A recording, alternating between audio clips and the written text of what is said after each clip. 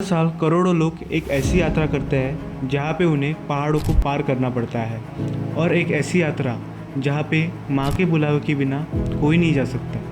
कुछ पैदल चलते हैं, कुछ घोड़ों पर सफ़र करते हैं और कुछ लोग हेलीकॉप्टर का सहारा लेते हैं। सवाल ये है कि ऐसा क्या है उस गुफा में जो सदियों से लोगों को अपनी ओर खींच रही है। ये एक मंदिर है या सच में यहाँ हुई थी एक ऐसी दिव्य घटना ने इतिहास और आस्था को हमेशा के लिए बदल के रख दिया।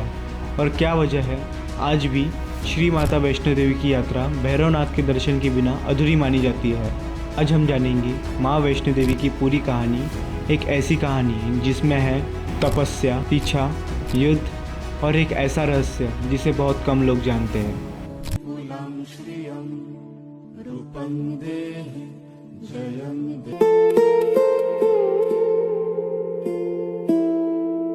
चैप्टर 1, कटरा, एक छोटा सा शहर या आस्था का द्वार। जम्मू कश्मीर के रियासी डिस्ट्रिक्ट में स्थित है कटरा। इन हर साल यहाँ से शुरू होती है भारत की सबसे प्रसिद्ध यात्राओं में से एक श्री माता वैष्णो देवी की यात्रा। यहाँ से लाखों भक्त जय माता दी के जयकारे के साथ त्रिकुटा पर्वत की ओर बढ़ते हैं। कटरा से भवन तक का सफ़र लगभग 13 किलोमीटर का है और इन पूरे रास्तों में एक अजीब सी ऊर्जा महसूस होती है। लेकिन इस यात्रा की कहानी सिर्फ पहाड़ों और रास्तों तक सीमित नहीं है। इसकी शुरुआत होती है हजारों साल पहले एक ऐसी कन्या से दुनिया आज माँ वैष्णो देवी के नाम से जानती है।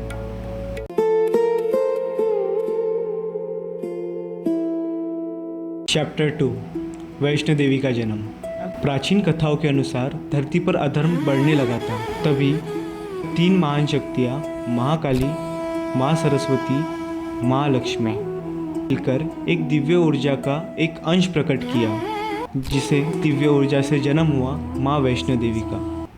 वैष्णो देवी बचपन से ही सामान्य नहीं थी, उनके पास अद्भुत और आध्यात्मिक शक्तियाँ थी। उनका मन सांसारिक जीवन में नहीं बल्कि भक्ति और तपस्या में ही लगता था। जैसे समय बीतते गया उनकी शक्तियाँ और बढ़ते गई।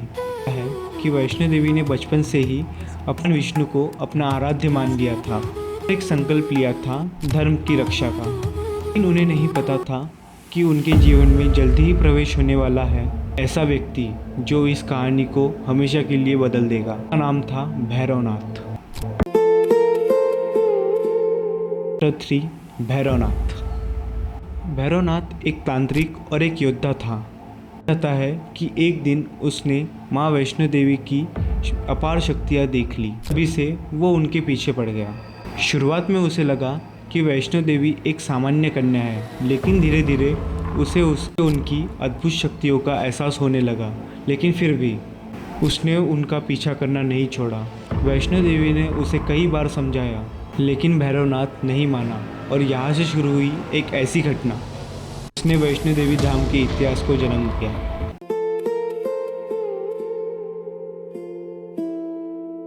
चैप्टर 4, अर्धकुंवारी गुफा का रहस्य। भैरवनाथ का पीछा लगातार जारी था और वैष्णो देवी समझ गई थी समय आ गया है अपनी तपस्या को और गहरा करने का।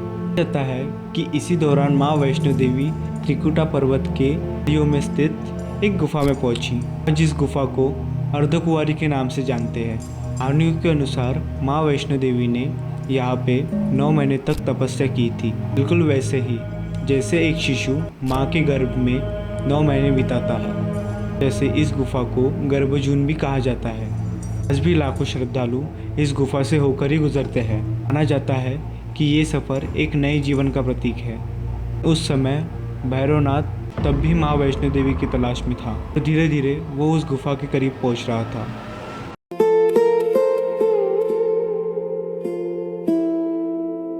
चैप्टर 5, बाणगंगा की कहानी। अपने सफ़र के दौरान वैष्णो देवी के साथ हनुमान जी भी थे।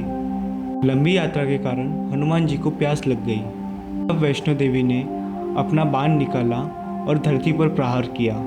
कहा जाता है कि उसी स्थान से जल की एक धारा फूट निकली, जिस स्थान को बाणगंगा कहते हैं, और अधिकतर यात्री यहाँ पे विश्राम करते हैं और स्नान करने के बाद ही अपनी यात्रा आगे बढ़ाते हैं।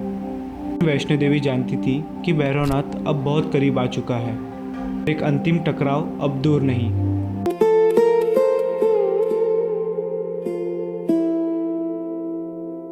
चैप्टर 6 अंतिम युद्ध। आखिरकार वो समय आ ही गया जब भैरवनाथ माँ वैष्णो देवी तक पहुँच गया। लेकिन जिस कन्या को वो एक सामान्य कन्या समझ रहा था वो असल में शक्तियों का रूप थी। कहा जाता है कि वैष्णो देवी ने अपना असली रूप धारण किया, एक ऐसा रूप जिसे देखकर स्वयं देवता भी चकित रह गए। कुट पर्वत की पहाड़ी पे एक भयंकर युद्ध हुआ और अंत में माँ ने अपने त्रिशूल से भैरवनाथ का सिर धड़ से अलग कर दिया। कहानी यही समाप्त नहीं होती। मौत के उसी पल भैरवनाथ को अपनी गलती का एहसास हो चुका था। उसने माँ से क्षमा मांगी और मोक्ष की प्रार्थना की।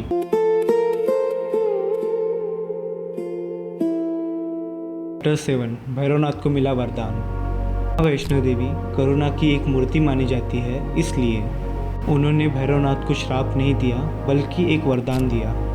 कहा जाता है कि माँ ने कहा, मेरे दर्शन जब तक पूरे नहीं माने जाएंगे जब तक कोई भक्त भैरवनाथ के मंदिर के दर्शन ना कर ले। और इसी वजह से लाखों श्रद्धालु माँ वैष्णो देवी के दर्शन करने के बाद भैरवनाथ की मंदिर की तरफ जाते हैं, यात्रा को समाप्त करते हैं। लेकिन सबसे बड़ा रहस्य अभी बाकी है।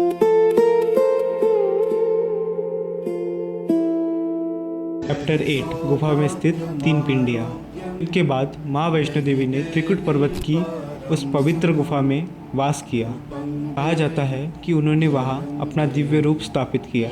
लेकिन यह एक दिलचस्प बात है, वैष्णो देवी भवन में माँ की कोई पारंपरिक मूर्ति नहीं है। यहाँ पूजा होती है 3 प्राकृतिक पिंडियों की। इन 3 पिंडियों को माँ काली, माँ सरस्वती और महालक्ष्मी का स्वरूप माना जाता है। यही 3 शक्तियाँ मिलकर माँ वैष्णो देवी का स्वरूप प्रकट करती हैं। सदियों से लाखों लोग यहाँ पे दर्शन करने के लिए आते हैं। क्या वैष्णो देवी की ये कहानी सिर्फ एक पौराणिक कथा है, फिर इसमें छुपा है एक गहरा आध्यात्मिक संदेश?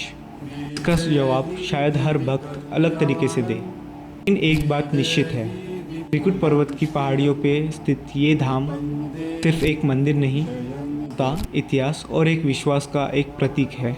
इसी वजह से सदियों बाद भी करोड़ों लोग जय माता दी के जयकारे के साथ उत्तर यात्रा पर निकल पड़ते हैं। जय माता दी। द कालचक्र।